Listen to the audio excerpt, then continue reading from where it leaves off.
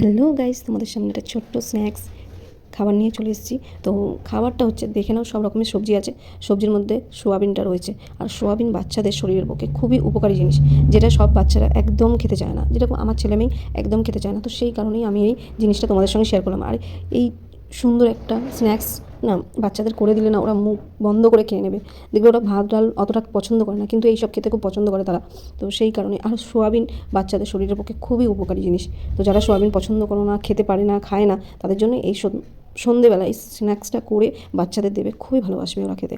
আর এখানে সব রকমের সবজিও আসছে, যেরকম আলু, ক্যাপসিকাম, সোয়াবিন, সবই উপকারী জিনিস। তো সেই জন্য যেসব বাচ্চারা খেতে চায় না তাদের জন্য। আর এটা একদম মশলা সামান্য দেবে, যেরকম নুন, হলুদ, বেসনটা ভালো করে ফাটিয়ে নেবে, তার মধ্যে একটু লঙ্কার গুঁড়ো দেবে, ওদের মুখরোচও লাগবে, খুব ভালো লাগবে। একটু ঝালঝাল হলে ওদের ভালো লাগবে, সেই কারণেই দেওয়া। বাড়িতে বাচ্চাদের অতি অবশ্যই করে খাইও, আর আমাকে কমেন্ট করে জানিও কেমন হয়েছে।